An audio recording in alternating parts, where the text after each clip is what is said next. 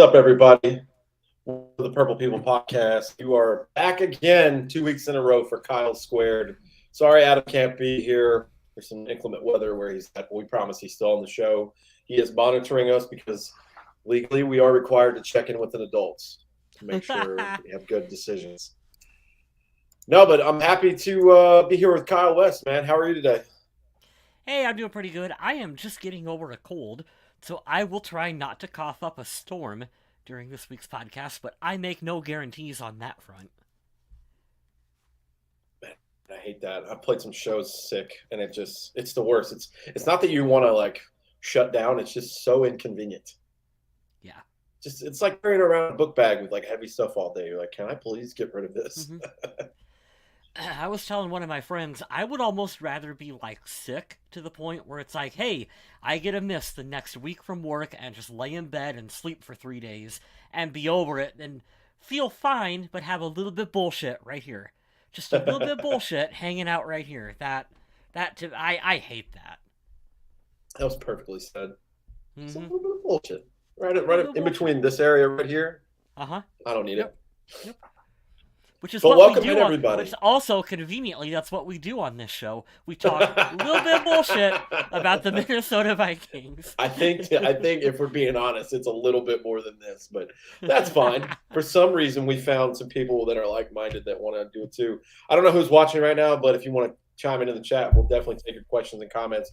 But today we are going over the draft. It happened on Thursday, Friday, and Saturday. We did a live.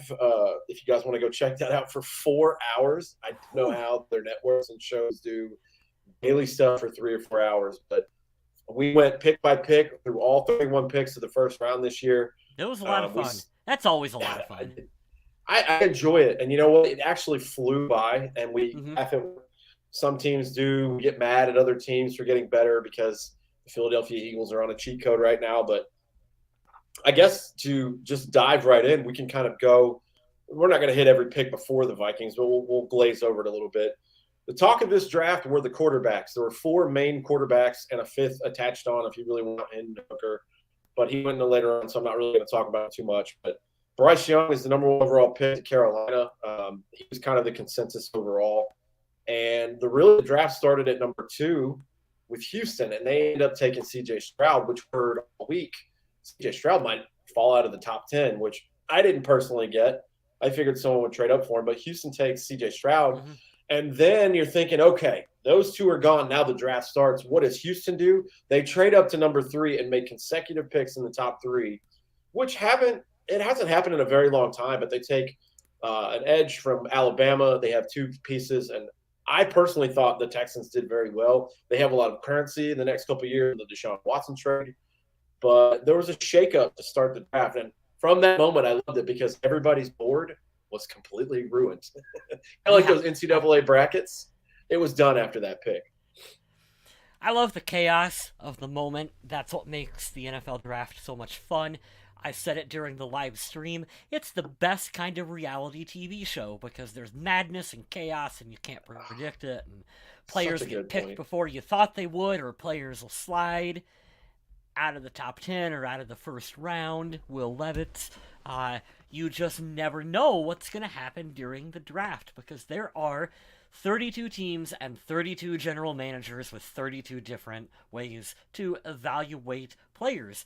And you can never predict how any given team is going to evaluate different players and positions. And that's what makes the draft so much fun. Sergio, you are correct. Uh, I try not to get too worked up over players and picks. It takes, what do they always say, Smith? 2, 3 years before you can really evaluate a draft class. I think that's accurate. Yeah. So we say that, but we are going to evaluate this draft class in this episode. So keep that in mind. It's one of those things like when I was in the military, we would do exercises. You could do multiple exercises, which is what we can kind of call the draft. You can do one, see where you failed, where you can improve, and later, if what you did there, you can use later. I appreciate Sergio. It's been a minute since we saw you. We welcome you back. Mike says, well balanced draft. I agree. Um, and I will get to the Vikings in just a second. I'll highlight some of the other picks, but the phenom goes, the physical specimen goes to Indianapolis.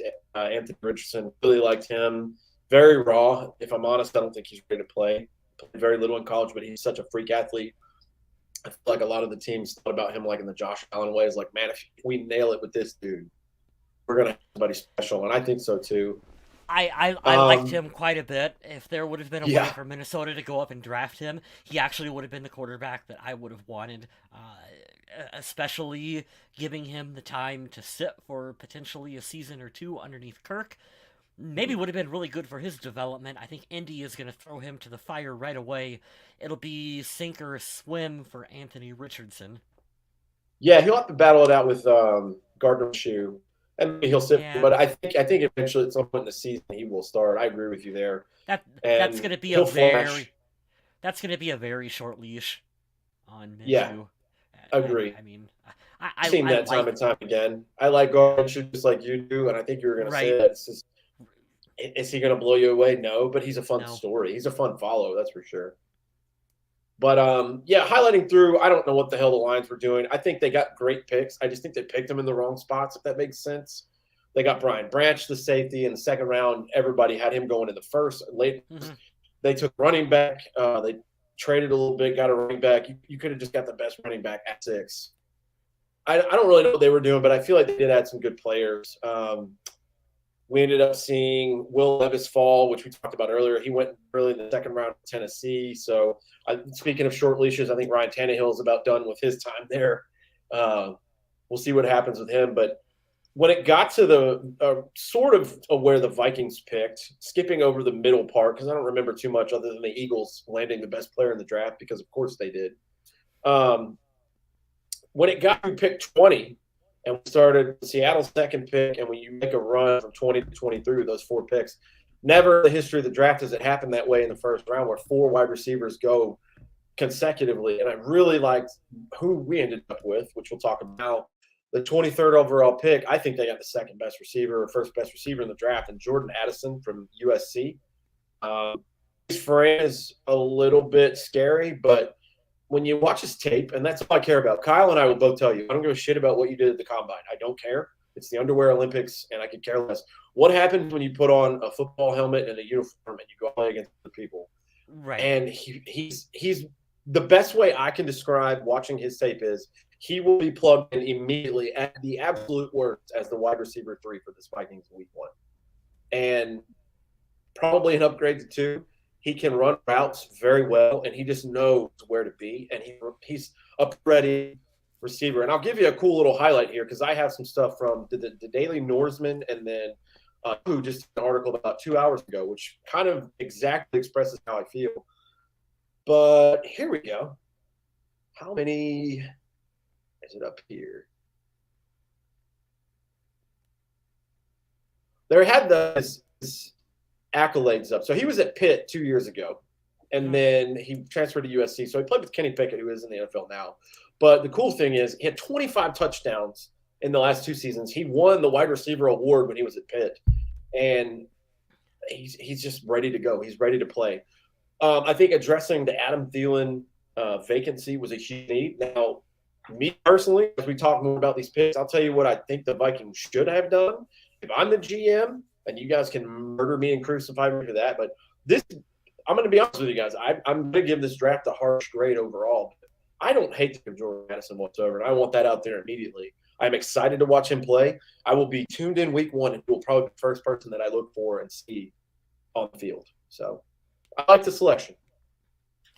I do too. I took some notes here that I wanted to read off about Jordan Addison and the rest of our draft picks.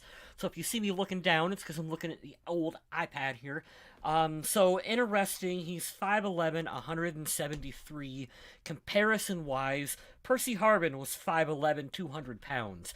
So he is on the smaller side for an NFL receiver. 4.49 in the 40-yard dash. He's got the ability to play inside and out, although with the smaller frame, I think that's going to put him in an issue on vertical routes at a pro level. So I don't think you're going to see him down the sideline. I'm expecting him to be more of a slot guy. He's got a high acceleration on his route running ability. Sometimes trouble consistently winning battles in man coverage. He can work anywhere on the field with that speed. He can run complex routes. I like the fact, this is a note that I wrote down, I like the fact that the Chiefs were one of two teams. It was the Chiefs and the Saints were trying to trade up to grab him, and to me, that speaks volumes for the kind of playmaker that he has the potential to be in the NFL. Because you're looking at the Chiefs, we're trying to add a target for Patrick Mahomes. Now that's Andy Reid, who knows a thing or two about NFL offenses. So we should be excited as Vikings fans that they were trying to trade up to grab this kid, and we said, no, we're going to stick to our guns, and we're going to add him to our offense with Justin Jefferson. I think these two are going to pair together really well because they complement one another doing different things. So you're not looking at a situation where you have two first-round receivers who are going to butt heads with one another. I don't think that's going to happen because they're going to be playing different roles on this offense. Struggles against large corners on vertical routes was the last note that I had wrote about him too. So I think the size a little bit is going to be an issue. You might be able to plug and play him on special teams as well early on in his NFL career. I don't know if that's something that you're going to want to continue. You know, if he becomes a really dynamic playmaker, you usually take those guys off special teams, but early on, you could see him out there potentially making plays for the Vikings on special teams. Yeah, I agree with all the stuff that you wrote down too. What's up, Tommy? What's up, Shay Rizzo? Thanks for joining in. Yeah, I agree. He knows his routes. It's cool that you brought up about the Kansas City and the New Orleans offers. Yeah. We saw the Vikings on the clock up until like the second quarter to put the pick in. They were fielding to trade back, which I think was smart because not having a second round pick, even if you use that old cliche, oh, well, TJ Hawkinson is our second round pick. Okay, I get it. Yeah. And I saw somebody post it. It was showing the players that didn't play last year that we're going to have.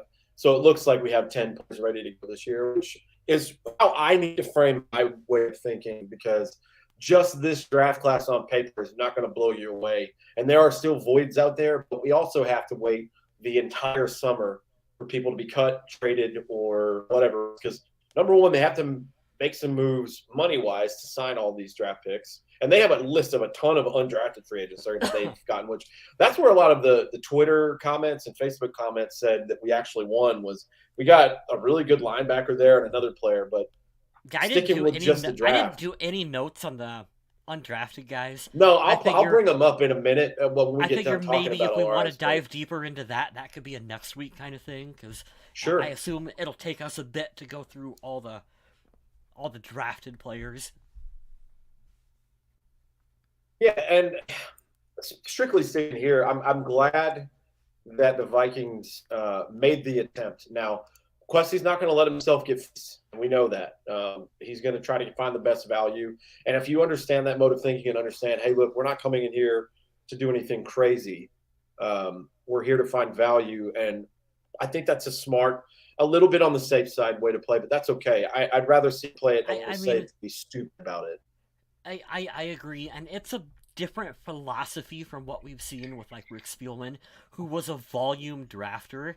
He always wanted to have the most picks possible, and it felt a lot of times like throwing darts at a dartboard, especially in the later rounds, where you're drafting guys and they're not sticking to the team. And I know that we can look back now and we can say that that was probably a disconnect between what the head coach and the coaching staff wanted versus what the general manager was actually doing. I don't think they were on the same page. But I'm okay with having a smaller amount of picks like what we have this year because we know that the GM and the head coach are on the same page. So we're going to hope that they're drafting guys who are going to already have a role or project to have a role on this team instead of, hey, I got you 12 guys, figure out how you want to use them, which was kind of the Spielman approach. Right. And it also sticks true to what we mentioned last week. I know I mentioned it at least, is not taking guys where we're like, I know you're a safety, but we'll put you at corner. And I know you played tackle, but you'll play guard. And I know you played linebacker, but we'll move you to safety. Like, you have to take these guys for what they are. And like sometimes, yes, but not every. Yeah. Yeah, not every year like we saw. Uh-huh. It's frustrating. But Jordan Addison, I don't hate the pick. I will tell you guys later what I thought we should do. But kind of opposite of what I wanted to do, just because I felt like there were a lot of good wide receivers in this draft. But they did immediately in their next pick in round 3 hit an issue of need. And I'm going to talk about this guy in particular because he's probably my favorite selection in this draft outside of the running back in the last round. Another USC player, USC quarterback, Mekhi Blackman, round 3, the 102nd overall pick. Now, some of the draft experts, as I use air quotes, say this is a little bit of a reach. But if I'm reading up here. I mean, we're already in the 3rd round. So we're in the 3rd round. This is from Sam Monson from PFF, too. He said, one of Sam Monson's favorite players in the draft, Blackman is coming off by far the best season in his college career. And this should all make you feel better, okay? On the field for 907 snaps, he produced a 90.6 PFF grade, allowed 47.6% of the passes thrown to his coverage he caught, and he only missed 2 tackles the entire year. We needed corner help, and do I think he's going to surpass the guy we got from Arizona? No, I don't think so. Will he be competition immediately for Booth and A.K. Evans? Absolutely. I don't know if he's going to beat him, but this is another great depth piece, and it's at a position of need. And reading that, I felt much, much better on, okay, I haven't watched anything on this guy. And they showed it on Twitter. PFF said, hey, this guy had the 2nd best grade in all of college football last year. Well, what is that? You have to look further than that. Where did he play? Who did he play against? You know, is he a guy like Hendon Hooker who's 25 years old, 6-year college? Like, I wanted to see what he was doing there, but that made me feel a little better. And we'll put the disclaimer out too, because I always say one thing on this show and combat myself in another to avoid arguing with anyone. PFF is not the end-all, be-all. But it's nice to see that based on stuff that you grade people for, he did very, very well last year. And this is Brian Flores' first defensive pick as the defensive coordinator for us. So I'm excited. I would have switched and went corner first and then another wide receiver, but we'll get into that later. I'm sure you like that selection too. I didn't hear any negative in our chat about it. I like the pick. 5'11", 178 pounds. He ran a 4.47 on the 40-yard dash. Some of the notes I took from the NFL.com scouting report on him: aggressive man cover corner, experienced playing outside and in the slot. He can adjust to deep throws like a wide receiver. I like that. He stays tight when running deep routes, so he's going to be able to stay on his guy. He relies a little too bit on his hands when he gets to the top of the route, especially on bigger receivers. That could cause a problem with illegal contact calls in the NFL. You can't get handsy in the NFL like that especially when you're down the field. That's going to be something they're going to have to coach out of him. And only being 5'11", you put him against your bigger bodied receivers. You get, the one-on-one, the jump ball down the field. That's going to put him at a disadvantage. So you probably don't want to put him against your Calvin Johnsons of the world out there. And maybe don't do that to the kid right so soon. I like him. I think he's going to be a good fit for the defense. His ability to play man coverage, I believe, is going to be a lot of what we're going to be running this year. So that should help him out. As much as we want to go from the Ed Donashell days to going straight to man, that's going to give me PTSD. But I trust Brian Flores with everything that I have. Everything that he touches on that side of the ball is gold. He's a great head coach. He got screwed with money, so I'm going to, like I do, you do your thing. And like I said, to reiterate from what I said before and to back up your point, I'm going to let these guys use these young players and mold them, because the last thing that I want to see again, and this is no shot at Patrick Peterson or anyone, I don't want to see some dinosaurs being rushed off. People like, hey, can you be really good again like you were before? No, take a young guy who's healthy and has raw talent and has the want to, and say, hey, look, go prove yourself. Because I think there's a good side of football that has many stories like that, and that's kind of where the Vikings are shifted based on the age of all these players for this GM. And he likes younger players, so I like that. Moving on to the next pick here, we have in round 4, the 134th pick, and my least favorite pick of this draft, LSU Ooh, defensive back Jay Ward. Now, reading off that's of bold. EFF, yeah, it's just when you read off of the stats and stuff, this is not going to help you out. But I will end it with a positive because I'm going to poop all over this guy because I'm happy he's going to be able. But Jay Ward, and I'm reading off of the Daily Norseman if you want to check their stuff out. This is from Sam Monson at PFF. Failed to grade above 61 in both seasons in which he played 600 or more snaps. 53.6% coverage grade, 66% completion rate allowed. It doesn't inspire much, but he can be versatile and he can play outside. He's in the slot and he can also play safety. So I think this for a mid-round defensive back, this is a good depth piece for either safety or corner. You can never have too many corners, so I don't hate it. But looking at all the players that we took, even the quarterback we took in the 5th round, this guy doesn't jump off the page of me being like, oh man, this is great. And when you look at it on paper, 1, 2, 3, immediately I think 3rd round pick, but he is a 4th round pick. We didn't have a 2nd. So Jay Right. Ward Okay. from LSU. So I'm looking at this a little bit different than what you are. So for me, for a 4th round pick, I'm immediately thinking, can you be a core special teams contributor? And what I Yep. liked about Jay Ward that stood out for me when I was looking him up, was that he had 2 blocked kicks during his college career. I like that. I think that means that he can contribute on special teams for the Vikings. He did in 2022, according to Pro Football Focus, he had 7 penalty flags that were thrown on him. So I don't like that a lot at all. Um, that's about all. I didn't have much really wrote down for him. That was special teams talent was kind of what I wrote down. I think that you're looking at a guy that you really got to develop at the safety position before you get him on the field. But if he can contribute on special teams, that's going to be uh, his role onto the 53-man roster. Nice. Yeah, I do like to. I remember you mentioned that in our chat, the 2 block kicks. So, yeah, you're right. Earning your way through special teams will certainly get you a nod. Mm-hmm. Seacrest Boyd of the last 3 or 4 years.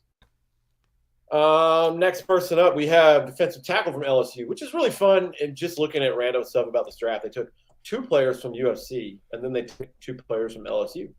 2 very highly touted programs, which I appreciate.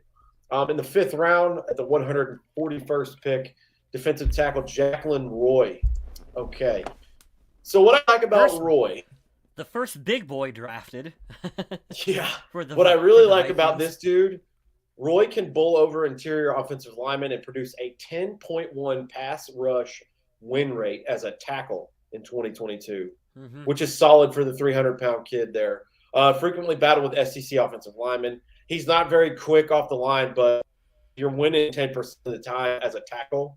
He's going to be a great depth piece, and he might be a fun pick later on, 2 or 3 years from now. We're like, hey, remember this guy we drafted him? Now he's starting for us. Like, I see the potential there. I'm 100% on this because last 3 years the Vikings couldn't stop a nosebleed. So let's get that Yeah. figured out.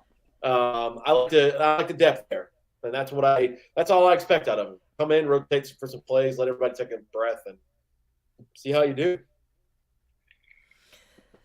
Just one season as a starter at LSU. That's always a little bit concerning when you don't have as much tape as what you would want as a starter.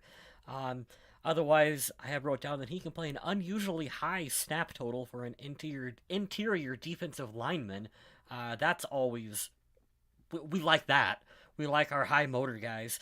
I have wrote down that he plays with unbridled energy.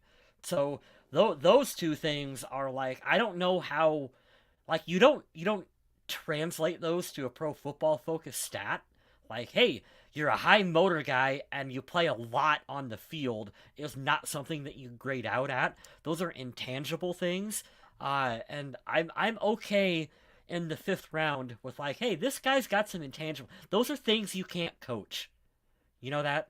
And I'm Right. okay with taking a shot on a guy that you feel has good intangibles, with the effort and what you were talking about, Smith. Tommy said the defense could stop them of a game. Yeah, particularly in the postseason. They sure could. Yeah.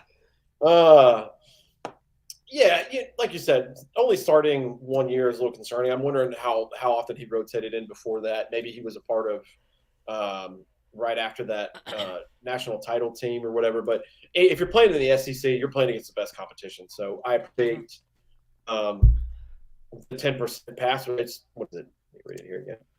10.1% pass rush win rate. So I'll take that all day. And if you're thinking about that from a defensive end standpoint, that would be a little low. But from big boys, that's actually pretty good. So I appreciate that. Like I said, just to repeat it again, I'm excited for the depth that he'll add there. That's all I really expect. And now we're going to blow you away with the future Hall of Famer here. Huh. The Kirk Cousins replacement immediately is going to beat him out for his job later in September this year. BYU quarterback Jaron Hall, round 5, 164th. I'm not going to lie. I didn't see the Vikings picking a quarterback in this draft because they had re-signed Nick Mullins, but I don't hate this. I don't like it. I don't hate it. I am indifferent. It says here, Hall performed very well in a cozy situation at BYU the last 2 years.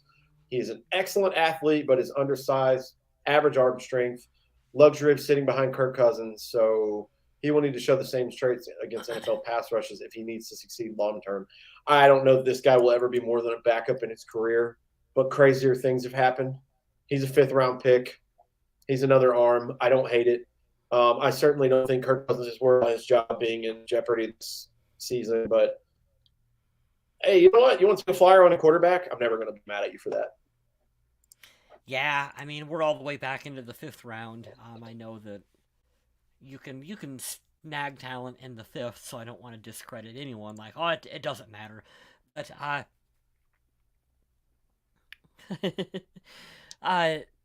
you drafted a quarterback that's probably going to end up on your practice squad, and I'm not knocking the guy. Like, that's okay. Like that's okay to have that extra talent or that extra quarterback out there that you're going to plan on working with and developing over the next couple years and seeing what you have. This is concerning when the very first thing on his NFL.com draft profile was undersized pocket quarterback with unimpressive arm strength. Yeah. Yeah, that don't exactly. And this is coming from BYU. I take nothing away from a Division I college athlete, but if you're not hailing out the LSU's, the Auburns, the Alabamas, the Georgias, Ohio States, the Oregons, the USC's, it's tough. Throws the ball with excellent placement to targets on the move and delivers with accuracy. So that's what he has going for him, is that he can. I also have wrote down here good on his progressions, waits out coverage to make throws, willing to dump off to the safe option if primaries are covered. Small quarterback with limited arm talent. Sounds a bit, and I don't mean the arm talent part, but it sounds a bit like Kirk Cousins in that he's going to make his progressions. He'll dump it off to the safe. If you're covered, I'm going to dump it off to the safe guy, the check down, whatever. So I can see where they're coming from in drafting him. Like I said, you're looking at a guy who's going to end up on your practice squad for a couple years. You're going to give him time to develop, and you never know. You never know. Tommy, I appreciate that well-rationed hype. Yeah, I'm not really hype on too many of these guys. Like I said, you nailed it perfectly. Be a practice squad quarterback. About taking a flyer on a late-round quarterback, that doesn't bother me at all. It's a day 3 selection. All those guys get bigger and bigger grouped and lumped in when it comes to tiers and projection and ceiling and floor or whatever. But this one I think I might be the most excited for. UAB running back Dwayne McBride, round 7, 222nd overall pick. So the fun thing about this is had an elite 94.1 grade in 2022 with 4.6 yards after contact per carry. He had 25 carries, 15 or more yards, which was 7th overall. 76 missed tackles last year. The downside is not much of a receiving threat, and he does have a fumbling issue, so that is definitely a red flag. But he could fit in with our zone scheme, and oh boy, just adding a running back in there, doesn't that add to the fuel? Somebody's leaving because you're not keeping 6 halfbacks on this team. You're not.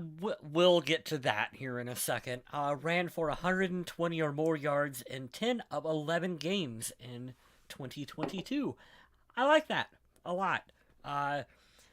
Above average vision to find what the run is offering him, able to get sharp cuts on inside zone runs. Power and finesse at his disposal near the goal line. Fumbling woes will make him a target in NFL defenses who are going to be looking more to punch the ball out instead of making a tackle. How many times did we see that? We've seen that a lot with Adrian Peterson. You can't tackle the guy, but you can sure punch the ball out. And so when it's known that you are not the best at ball handling, that's how NFL defenses are going to attack him. The no pass catching experience to me is a bit of a red flag because in today's NFL, I want a running back who can catch the ball out of the backfield. If you can't do that, it's gonna be harder for me to find a spot for you on the offense because I want that versatility out of these players. He's a physical runner though. It's interesting that we drafted another running back because, boy, we've got an issue in the running back room right now, Smith.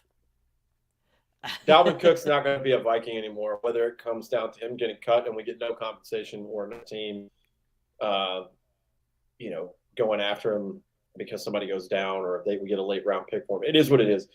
What did we say in chat? There's 6 halfbacks now, including running backs, including CJ Ham at fullback. There's no way they keep that. There's no way they keep that many. So, oh God, let's read these comments real quick. We'll go back to him in a second. From another podcast, Paul, the quarterback, does things Kirk wishes that he could do physically. Well, I think you mean running there because if he's got a shitty arm, then he's obviously not talking about passing, but maybe a good runner, athletic.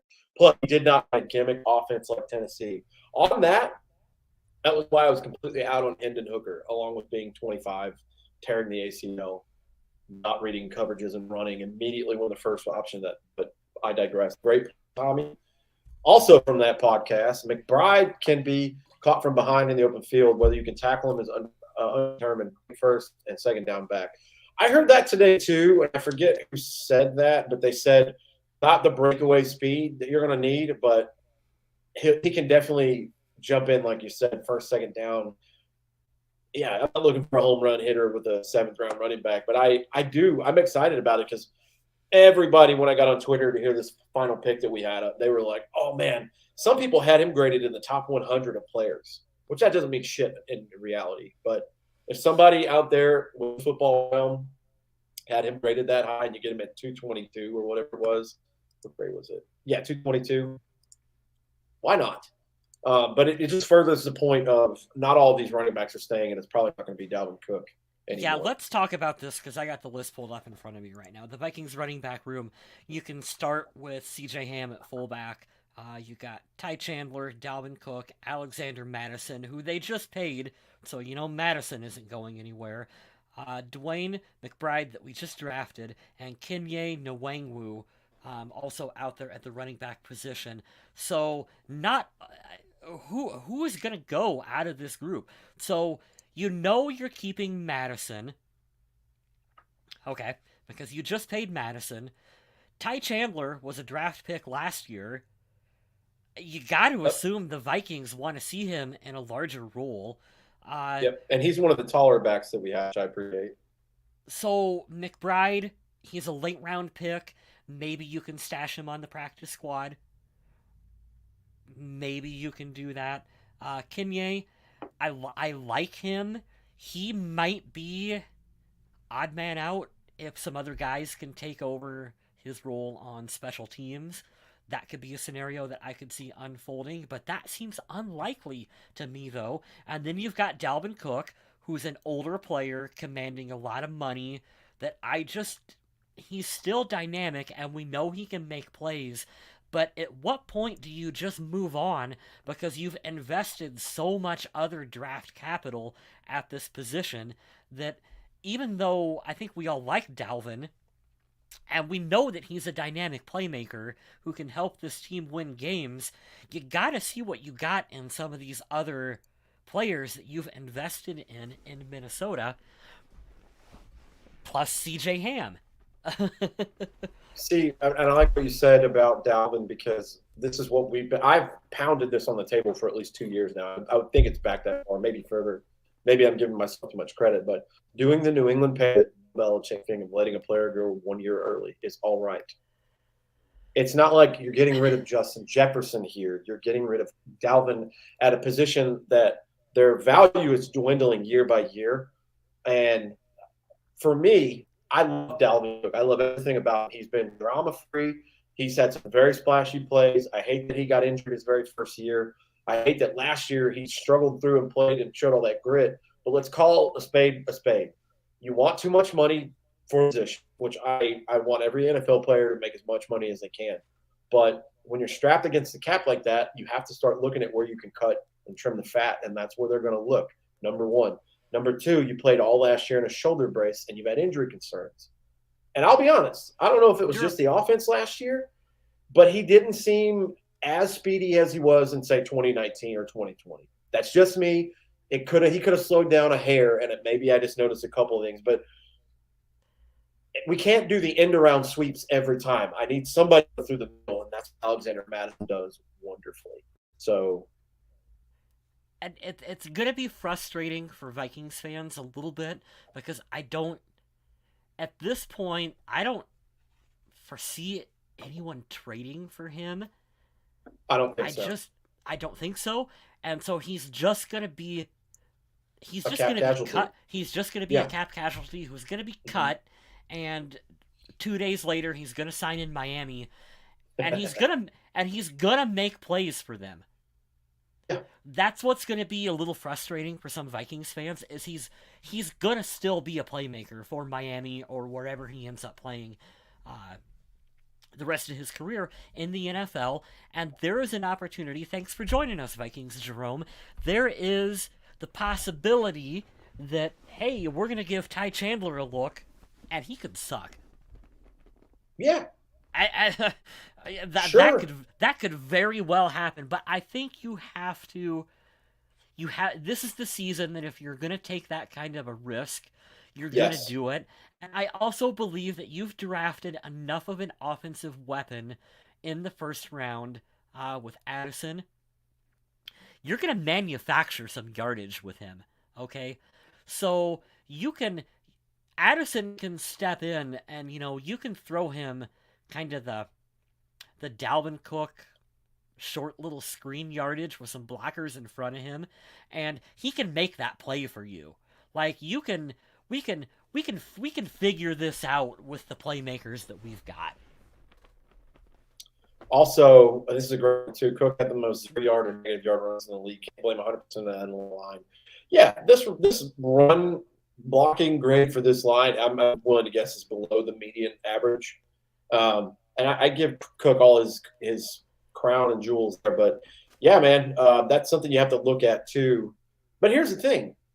With the way this offense is going to go, this isn't the same one that Mike Zimmer ran in 2017 en route to the Miracle and the NFC Championship game. This isn't the same offense where the Vikings go 10-6 in 2019 and you run the ball, defense will hold you back. Like, this isn't the same team. It's running back by committee, and I want to see a bunch of different guys do a bunch of different things to help. And I trust this head coach in particular to draw and get creative to figure that out because this is where the league is now. For every Georgia Bulldog the Philadelphia Eagles take, you also have to man up on your offense. And I think that's fine in what they're asking these guys to do. We're not looking for a So home run hitter. We don't need here, Derrick Henry or Adrian Peterson. You don't. I mean, and people will say, yeah, but the 49ers traded for Christian McCaffrey. If the running back position is so dead, why did they do that? Because they are in a Super Bowl window. They also have Mr. Irrelevant playing quarterback because literally anyone can go out Yeah, there and perform. It's been proven for 7 years now. right. So if we were in like an immediate, like, hey, like we're winning, like we really believe we're winning a Super Bowl, uh, this season, yeah, you can make more of a case for having that dynamic running back. Not saying that the guys that we don't have are dynamic, but in terms of the position, I want you to think, and I want everyone to think about this for a minute too. So if you are scheming against the Minnesota Vikings offense, right now you've got to contend with Justin Jefferson on one side of the field, Jordan Addison on the other. We got TJ Hawkinson. We got those three targets. You got KJ Osborne out here somewhere too. You can't sleep on him. And in the middle of all of this, you have Alexander Madison. Okay? Who is probably going to be forgotten about in that formation? Folks, it's the running back. What I'm saying is we are giving these guys an easy opportunity, as easy as you're going to get in the NFL, to succeed because your coverage should be pulled on Jefferson or Addison or Hawkinson. Those are the guys that are going to be commanding all the looks out there. There should be opportunities for our backs to succeed. It makes This is Dalvin Cook. exactly right. It makes Dalvin Cook a little more expendable. And just to reiterate kind of what Kyle said in a different sentence is what this is going to bring to the table with the way this offense is set up with all of these playmakers. You're going to get as true week to week as you can with one-on-one matchups, which favors it always comes down to that old saying, Kyle, you and I have heard 100 times. Can our guy beat their guy? Yeah, I think at least two of our guys can beat just about anybody on any field. And the more you have that, like you said, the easier it is to plug in at the position where we're not going to use it like we did in the last decade. It was apparent last year. Like I said on the show not too long ago, if you guys look at the 17-game season, if you wanted to have a 1,000-yard rusher, it's 59 yards a game, and I'm rounding up on that. It's actually 58. So that's not impressive anymore. Can It just Madison isn't. get you? Can Madison get you 58 yards a game? Yeah. 100% Yeah. he can. And that's just one back. I feel like with the way that they're going to run this, you could see multiple backs do that. And then the Vikings sneakily creep in at number 16 in the middle of the league. You're like, damn, they have a right in the middle of the pack running offense. And who do they have besides Madison? I could definitely see that being a thing. We don't talk about this enough as Vikings fans. Hey, Michael, welcome to the chat. We don't talk about this enough as Vikings fans, too, but you got to remember that Kevin O'Connell watched the mastermind Bill Belichick operate from the inside. That's a good point. When he first entered the NFL. And what is one thing that the Patriots like to do? Some weeks, they'll beat you one way, and then another week, they will beat you in an entirely different way. So what the Vikings are doing, at least I think on offense, is putting themselves in a situation where one week we're going to lean on Justin Jefferson. And JJ is going to burn you up and down the field, and he's going to beat you. And then next week, guess what? It might be a 2 tight end set where TJ Hawkinson eats. And we run the ball with Madison. And we beat you that way. And it's completely different from the air show that we had the week before. And I like that out of the Vikings. We haven't seen them do that. Yeah, it seemed like last year when Jefferson shut down, the team took a significant step back, but this should increase with Addison. Addison's going to help a lot in that department. Yeah, he is. It's going to bring on, and I'm not going to compare him to Adam Thielen away, but it's going to bring in that impact that you need because I dare you to leave that guy open the middle. He's going to burn you. He's going to burn a lot of linebackers. What was his pro comparison? Calvin Ridley? Yeah, and I love that. Calvin Ridley, even though he's a dipshit off the field, he's a great NFL. Yeah. What's up, Mike? You think Z and Cook will be traded? So we were just talking about that came on. I don't see a way that Dalvin Cook, nobody's going to trade for him, in my opinion, now, unless they're going to give up like a 6th next year. We think Dalvin Cook, that's kind of been the basis of our conversation in the last 5 to 10 minutes. Dalvin Cook is all but gone. And here's what I put up earlier, Mike. This is your running back room right now, not counting the undrafted free agents we signed. So that's too many. Like, we're not talking about receivers, we're talking about running backs and one fullback. So somebody's got to go, and he looks to be the odd man out. Now, Z and Hunter, different story. We talked about this with Mike on his space a couple times. Hunter may stay for a couple of reasons, and I'll go on that tangent in a minute. But right now is the money he's been taking all this time is, and granted, he signed it. It's his deal. It's been team friendly for the most part. The Vikings kind of did that offer where you remember when we signed him after his first or second year, gave him a little attention. Everybody was like, "What are you doing? This guy's a third round pick." And we're like, "Yeah, he's the shortest time ever to get to 50 sacks. Like, he's pretty good. We're going to pay him now." You pay him up front at a discounted rate.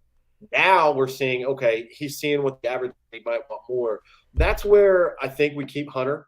And we've pointed this out too on his spaces and shows I've done with him and Justin. Shout out to Purple and Gold for days. Zadarius Smith, you're under contract, dude. We do whatever the hell we want to with you. So he's the least of my worries. That is what I keep saying about Zadarius Smith, is that I'm calling his bluff. I'm not trading him. I'm not cutting him. That is not happening. I'm saying you signed a contract. We are not setting the precedent that, hey, you were a big free agent signing and you went to Twitter and you went to Instagram and you said, I don't want to play for the Minnesota Vikings. And guess what? That new GM in the Minnesota Vikings said, okay, we'll just go ahead and release you. Thank you for your time. Good luck. Goodbye. We're so great. No, we are not doing that. You signed a contract. You're playing. You want to hold out? Guess what? You're going to be a year removed from football and a year older. Yep. And have even less trade value than what you had before. So guess what? Come play for the Vikings, like what your contract you signed was. And if you have a really good season, you bet on yourself, guess what? You get a bigger contract next year in free agency, like what the plan was all along. You would have had a bigger contract this offseason if you would have been consistent through the duration of last year. But you weren't. Baltimore will trade Patrick Queen. I'd trade Z in a fifth and eat money if you need to. Yeah, Patrick Queen's a legit player. That's a good point, Mike. The other point, too, is if you keep him around and Brian Flores immediately has an impact, 3 or 4 weeks in, this defense is way more stout than it was what he literally played on months ago last year. He might be more interested, but the thought of having Hunter Smith and then you have Davenport, whom we signed for a 1-year prove it, that only makes the defense way better in my mind. So I think they're going to call his bluff. I agree with you 100%, Kyle, unless they just get an offer they can't refuse. Cook seems to be the odd man out here. I expect Hunter to figure out something with his contract to answer Mike's question. But yeah, I like that. I mean, if Patrick Queen would get dealt, they traded for Roquan Smith, so who knows? But here's what I want to talk about, because we mentioned all the draft picks here, and I'll go through them one more time. We had go down here real quick. So you have Addison, you have Ackman, you have Ward, Roy, quarterback Hall, and then McBride. Those are your 6 picks this year. But the Vikings did an undrafted free agent signing. It blew my mind because Noah Sewell was there, and he went to Chicago, which really bothered me. And I thought, man, he can be a pretty good player for us. But, of course, the Bears got him a couple picks ahead of us. But the Vikings signed a linebacker from Cincinnati who was the highest graded linebacker last season with a 93.2 overall grade, a unanimous All-American here. I'm reading from heavy.com. You can go check that out if you want. 136 tackles, 20 and a half tackles for loss, 9 sacks, 4 passes defended, and 2 forced fumbles last year. You want to talk about that DB from LSU playing special teams to make the roster? Here's my bet that this dude gets on this roster somewhere, because they do not want to let this dude end up on the practice squad. He will get scooped immediately. You won't find NFL linebackers that are 5'10 and 231. It's a size, shape, pace burst. This is Ivan Pace Jr. from Cincinnati. considered a third to fifth round prospect due to questions surrounding if he can excel in the league as an undersized linebacker. Well, welcome Brian Asamoah, because he is small too. So, man, I'm excited to see what this dude brings. He was first in these categories too here. This is from Lamanchi NFL at Twitter. First in all last season, quarterback pressures with 31, defensive stops with 43, tackles for loss or no gain, 14, and an overall grade of 92. Holy shit. I love this so much. You are 100% right. You're talking about a player that you just stick out there on special teams, and you're like, hey, go tackle. Just go make plays. That's going to be your foothold into the NFL. And, being undersized at the linebacker position, you are seeing that position has changed a little bit, so I don't necessarily know if that's going to hurt him the way the league is going. Sure. We'll find out and see. It's exciting. Well, here's the thing for me. He needed linebacker depth like crazy. The fact that they didn't take one in the draft really pissed me off. And then I was like, all right, we'll wait for this weekend to pass. We'll see who they sign. When everyone on Twitter mentioned this kid's name, I was like, got to go see it, because they're just losing their shit over this kid. I watched a little 3-minute highlight clip of it, and I'm like, how the hell did this guy not get drafted? And with this team in particular, let me remind you, because you might have heard of these two guys that played on this team that were undrafted, John Randall and Adam Thielen. There are stories like this in every franchise. Yeah. But if this dude can get a shot on special teams, and I'm sure he'll wow in practice, there's your linebacker depth. And that, to me, that particular signing right there, and they have a list of all of them here for the underactive free agents. I'll name them at the end of the show, but that right there kind of solidifies and checks everything we needed minus an offensive lineman, which they signed here, but I don't know anything about, so I'm not going to pretend to. But you got your corner depth with 2 picks there. You got the Thielen replacement. You got a running back just in case. You got a quarterback as a flyer. And then you got a nose tackle or a D tackle from LSU that's going to be a good depth piece. You did all right. I give this draft grade a B- or a C+. What I'm very sad about is, and this is what I told you guys I would do later in the show. You've heard this before.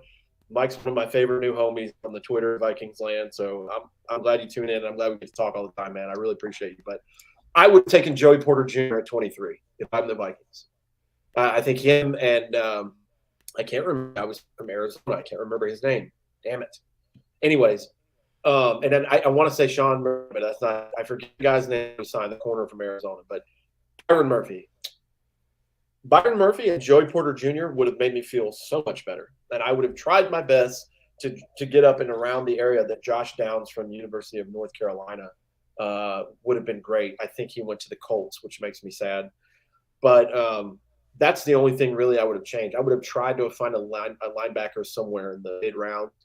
But the Vikings did address literally in order, wide receiver and then 2 DBs. So they have a method to the madness. I'm going to trust them on that. I don't think they got fleeced. I don't think they reached really. I know some guys reach, but all in all, it balances out to about a B. And that here on Daily Norseman, if you take in, and I'll just name some of the people on there. Of course, my computer's going to freeze up on me when I want to look at this. Here we go. Mel Kiper, Chad Reuter, Pro Football Focus, Vin Iver of Spring News, DraftKings, Nate Davis from USA Today, the AP, and Sports Illustrated. 7 out of the 9 of those gave them a B. And I like that. Now, do we know what this is going to mean for right now? No, I'm not going to check back until 2026 and realize if it's going to be a wash. But as it sits on paper, they went in methodically, checked off just about everything you needed. Based on where we're at now, and I'm going to be that guy going into next year's draft already, since we just into this one, they're going to have to address the interior offensive line somewhere. They need to do that. Because I think it's going to get any better this year. I really don't, unless the kid from LSU, Ed Ingram, steps up and he improves majorly. I don't like Garrett Bradbury. I'll just hear he's fine. But when we say he's fine, what does that really mean? So you got to have somebody there. So I get it. But looking forward and not being too much of a douche about it, about next year. And pointing out on the negatives and being a negative Nancy. address a lot of things, and I'm really excited about Jordan Addison. I really, really am. He's going to be Yeah, fun, and he's I pro ready to go. I like the fact that the Vikings leaned into their strength in the first round. Uh, that's an interesting way to approach it. Like, we have one of the top 2 or 3 wide receivers in the league, and we're adding another elite playmaker beside him. Yeah, okay, I'll take that. That's a fun strategy to try out. I'll be honest, I don't like the quarterback pick in the late round. To me, that, when you're talking someone you're just gonna add to the practice squad, you can any number Probably of could have got him. You could have got him with those undrafted free agents, or got a quarterback from there. yeah, any number of undrafted guys can fill that camp body uh, practice squad role. The running back that we drafted, even though I like him, it's such a crowded, weird positional group right now that I want more clarity as to what they're doing, and I understand that as a fan, maybe I'm not supposed to know all the ins and outs of what's going on with Dalvin Cook and everything else, Right. but I want more clarity at that position. So if we're looking at the group right now and we're going, you have to field a 53-man roster with the players currently on the team. Forget the salary cap, forget who's angry or not happy with the team. Dalvin Cook is projecting to be your starting running back right now for this team underneath that scenario. So I don't know what we're doing at that position. So that pick I'm a little mystified with as well too. I don't know. I didn't think about what I'd put overall for a grade on it. B minus to a C. I'm probably being more harsh than I should be. I like the undrafted kid that we just talked about, but that doesn't count towards your draft grade because he's undrafted, so I can't lump him in with it. I'm gonna go with like a C plus. Is that too harsh? No, I don't think it is, and it's not to say that we don't have faith in the general manager of these players. It's not to say that at all. I do feel like they could have done a little better, but with the method that they use, and we've seen 2 years in a row now about getting value, and you got to think too. Mike put it. I left it up here for. There's a lot of. You know what concerns me a little bit?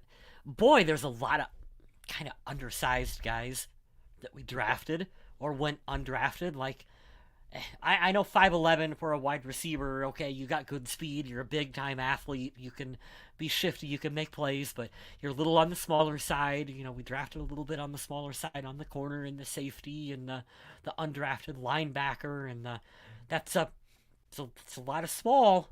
That's a lot of small guys out there. You can't have all small guys.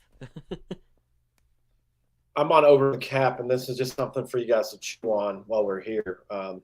Post June 1st cut, if you cut Dalvin Cook, you save $9 million. You eat $5 million. What's that? Dead money cap. Yeah, so dead money is first, cap savings is next. So $5 million, save $9 million. I'm okay with that. You cut Zadarius Smith, you eat $6 million, and you save 8.7. That's 15, close to $16 million saved right there. Yeah. Or no, nine plus say that would be 17. So that's plenty of money. And what I'm going to love in about 2 years from now, when we go back and check this on the show, we are paying $27 billion dead cap money to other players on other teams. That hurts my soul. So hopefully we can get out of that. I think this brass heavily trying to get away from that. But just toss that around for a little bit. You cut Za'Darius, you cut Dalvin, you'd save almost $17 million. I don't think Za'Darius would go anywhere, but save $9 million alone on the running back. I mean, it's the writing's on the wall there. You're exactly right, Mike. I'd be shocked if Cook is back. Clearly, the death knell for Joseph, undrafted free kicker Jack Paul Podlesny. Why do these guys have such hard names? Damn it. Podlesny from Georgia. Okay, he's a Georgia kicker. I don't hate that. He's played the game. Hell, he won the game for him to go to the national title game this last year. That's kind of cool. You always got to Also, have I'll go through. Go ahead. always got to have that extra kicker for training camp and preseason, and someone to stash on the old practice squad in case of injury that you can call up. So, undrafted free agent, always worth a look. Not So not out anything. here are your free agents here, and I'll read them to you if you're on the pod, listening audibly and not watching on YouTube. So they've agreed to terms April 29th, just a couple of days ago, for these undrafted free agents. They're the following. There are a few, so bear with me. Offensive lineman Allen Alley from TCU. So there's an O-line man right there. Defensive tackle Calvin Avery from Illinois. Inside linebacker Abraham Beauplan from Marshall. This guy I've heard a Pretty lot good about. with players from Marshall in the past. Yeah, I like that. Yeah. This is another one besides Ivan Pace down here that I saw a ton of hype around.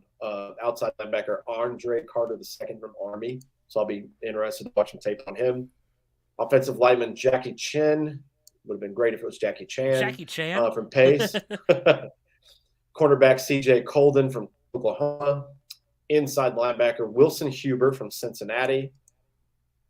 Wide receiver Cephas Johnson from Southeastern Louisiana. Wide receiver Malik Knowles from Kansas State. We covered inside linebacker Ivan Pace Jr. from Cincinnati. We just talked about kicker Jack Podlesny from Georgia. Tight end Ben Simmons from Baylor. Wideout Thayer Thomas from NC State. Cornerback Najee Thompson from Georgia Southern. And another cornerback, Jalen Williams from Indiana. Jalen Williams sounds like such a Viking. Good luck, sir. They're your undrafted free agent signings. They've all agreed to terms. So they did add depth there as well. Just had to put that out for everybody. Mm-hmm. But overall, I think we're all excited. We always get pumped for this. Kyle and I are very much pessimists, so you can tell us if you're feeling different. We don't expect this team to go to the Super Bowl. I don't see how you compete with the Eagles and get to that. I do think the Detroit Lions got a lot better. Right now, I don't see how anyone's competing with the Eagles. Yeah, it's going to be tough, man. The draft, Houston did a great job. I like what the future of the Colts did really well. Overall, I don't think anybody really bombed this draft like on paper, but these things will shake out as they will in the wash over the years. But I think the Vikings did enough, and I had it on another page here, but I exited out of it. I'm not overly excited about this draft. I'm not mad about it. I am very even keel. I think it's a thumbs up and a head nod, and then we see what happens. And going back to this comment, Mike, I agree with you. I genuinely think, right or wrong, they are massively on Caleb Evans and Andrew Booth Jr. And I think you're right. Did they add some pieces for depth and competitiveness? Sure. I keep saying it, but man, Lewis Cine, we need Lewis Cine to be a big-time playmaker for this defense this year. Absolutely. And I think he will be. If he's ready to go and he's healthy already, which we've seen that he is, he's going to have a good impact this year. And I'm excited for him. We don't hold the injury bug against you at all. Nope. We understand that happens. Yeah, so it was a freak injury. You can't say injury bug when it's a weird thing that happened one time. Now, if he gets injured again, then it's an injury bug. But right now, it's just something that happened. Hey, let's read this comment. I was you helping us out here to remind people about the defense. Prior to the draft, they drafted 2 cornerbacks and a safety early last year, signed 2 cornerbacks in free agency, and also grabbed 2 linebackers and a tackle. When you add Brian Flores, it looks much better. You're right. That is exactly what I need because I have short-term memory loss, and I get very weary of this team early and often every day. But that does sound a lot better, and that's the cool thing about the coaches and the GM and these guys that get paid millions of dollars to do that. They see that every day. So I think we're all in agreement. I don't think the Vikings are going to go to the Super Bowl this season. But I do think the only way you can go from last year's defense up, are they going to have some growing pains? Absolutely. But this defensive coordinator is night and day different from that old dinosaur we had last year in that horrible scheme. And I'm very excited to see them get in people's faces, run some man, press people, and you have a lot of young talent to use. So I'm trusting their coaching because it's proved multiple times before in the past that it works. And if you can get to 19th ranked over this year, that'll be a huge jump for us fans, a huge jump for the team in general. But optimism is raised. We are happy and excited. And if you just want to break it down, Barney style is down the military and just keep it really simple. I can't wait to watch Jordan Addison run around the field. I hope you're Percy Yeah, Harvin 2.0. That's what I hope. That's what yeah. I'm hoping for. Really excited for you. I'm really excited to see how Justin Jefferson likes it because it's going to be a good day for him, which means it's going to be a good day for KJ, which means it's going to be a good day for TJ. This offense is going to be fun. I'll give you that much. Yeah, there's already some Vikings fans that have coined our playmakers on offense the Sons of Anarchy, because we have Addison, T.J. Hawkins' son, Justin That's funny. Jefferson, the Sons of Anarchy. So the hype is already out there, man. Tell your selfish wife we said you're welcome. You can have him back. All right. Good to hear from you, Tommy. Glad to have you back, man. I will put this out. This has nothing to do with the Minnesota Vikings, but I just enjoy the kind of drama and this kind of like, I don't want to call it like snarkiness because betting on yourself isn't snarky. The confidence here is cool. But if you guys want it, my stuff's been here all night at NC Dog Dude. Shoot me a message on Twitter. I'll shoot it to you. But Tennessee had a top 5 ranked wide receiver named Jalen Hyatt. I was a big fan of his because he's quick. The Dallas Cowboys sent a scout to Tennessee for his pro day. And as you would see in the video that I'm talking about, white guy throwing the ball, that is not Hendon Hooker, who's an African-American quarterback. Why? Because Hendon Hooker tore his ACL, right? This guy comes up and to Jalen Hyatt's face, the scout goes, well, we know what you are. He goes, what am I? He goes, you know what your skill set is. He goes, what's my skill set, coach? He goes, your speed. He goes, you know I can run routes, though. He goes, all right, we'll see. He goes, we will see. And he's literally engaging back, talking shit to one of the scouts. Like, you think I'm just fast? Okay, watch this. He got drafted by the Giants, and the fact that it was a Cowboy scout, I will tune in as much as I fucking hate Daniel Jones and how terribly overrated he is. He sucks. I'll say it again. Daniel Jones, you're a bum.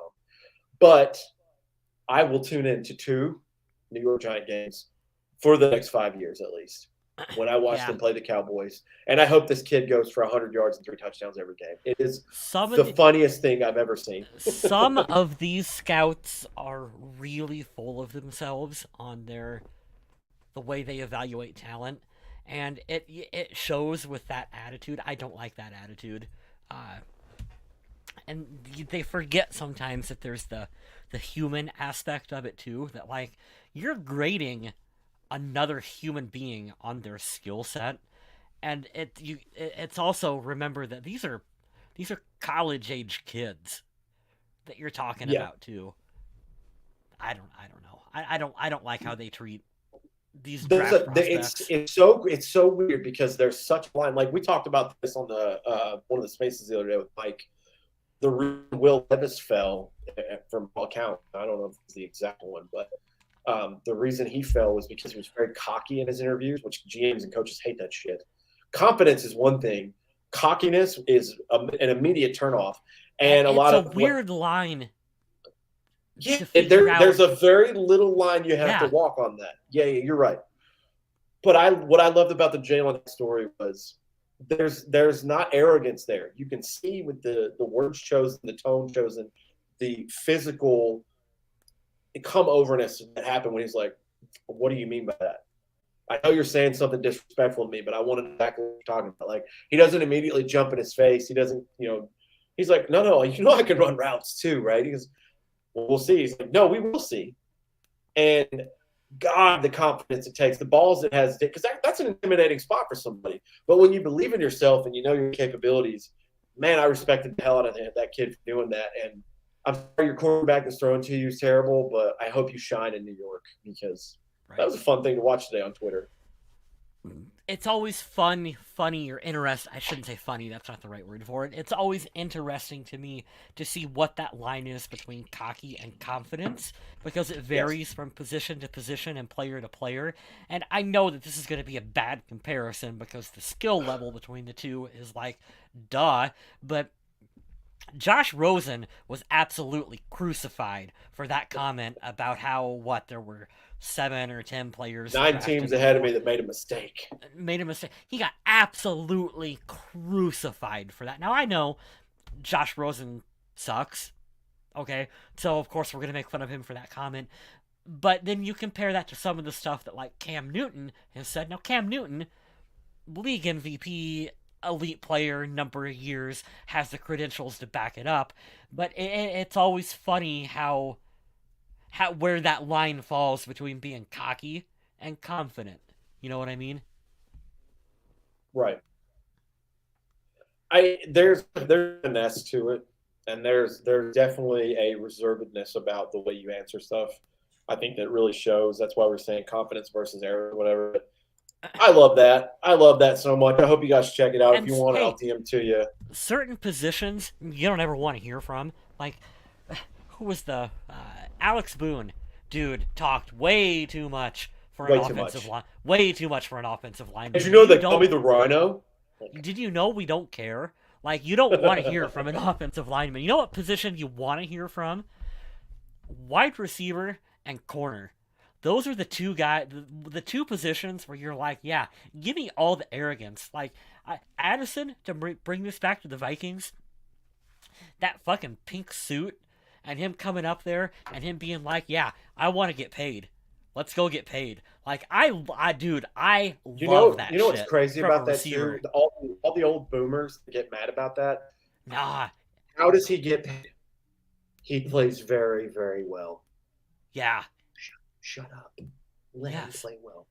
right? God have mercy. Let him play well. I You can't absolutely, look. Oh, I absolutely loved when he said that. I was like, I'm buying his jersey. He is gonna ball out for the Vikings. yep. Well, think about it this way too. I'm just going on my boomer TED talk for now because I'm trying to avoid being like the old whites before me because they're fucking dumb. Is God, man. You imagine being that young and knowing how good you are in an industry that makes that much money and being that aware to be like, let's go get paid. Hell yeah. I wish that I was that good when I Yeah. was that age in a job where they're like, hey, if you do really well, we'll pay a couple $1,000,000. It's like, Hey, tell me what to do, man. do you want the wide receiver who's like, yeah, I'll take the veteran minimum contract, and like whatever, like I'll be like wide receiver 4 on your team. I'm okay with uh, that. I love that. Yeah. Or do you want the guy who's like, yeah, let's go fucking get paid? Like, I want that. I want that guy on my team. Give me that energy in this group. I love that so much. Well, we'll be back next week. I'm going to wrap up the show here. I appreciate everybody in the chat. Tony, Mike, I saw Shay Rizzo in there. Viking Jerome popped in. Mike Coppin was in there. Sergio started off. I appreciate all of you. For the two that are still watching, we really appreciate you.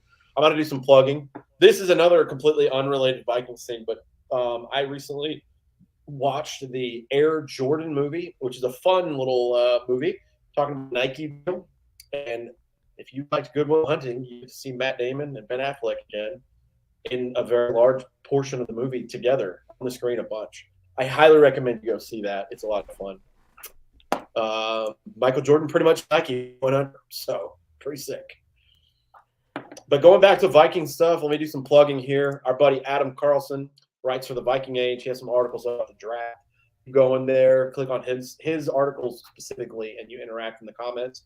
You boost up his numbers, and you will help him keep the lights on at the house and keep him fed and keep the cats fed. So you should definitely check out his work at the Viking Age.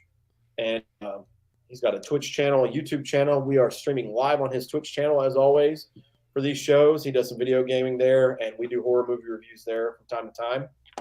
Getting back to that soon. Our own Kyle West. He sells a lot of cool stuff here. You should check that out. Yes, I do. You can check out some of my photography work up on the link up on the screen. As I always say, help share it on social media. Spread it on Twitter or Facebook or MySpace or whatever it is that the kids use these days. I can't keep track of all of them. That organic growth really helps as well, too. My voice is about ready to shit out, so I am glad that we're wrapping this up soon. Yeah, I'll get you out here. Follow Kyle West on Twitter. Fun takes. He talks about music, movies, Viking stuff on there. We're good friends. Obviously, we follow each other on there. You want to stalk him, you can stalk him there. If you want to stalk me, I am at NC Dog Dude, like North Carolina Dog Dude. I am wrapping up my time in South Carolina. I'll be moving in the summer to Virginia. Shout out to anyone in the Richmond area. If you want to hang, let me know. Got some more shows lined up. I'm going to play in solo acoustic gigs as I have been for the last year. Check the dates there. But all in all, we just want to say thank you to everyone. Skull Vikings, we're so excited for these new additions to the team. And now we begin root season and everybody gets hope. And I'm ready to be heard again. So if you're ready to be heard again with us, tune in next week and we will have more Viking news to talk about, hopefully with the trio back in action. But if you've got nothing else, sir, I've got nothing else. And I will just remind everyone to stay classy, Minnesota.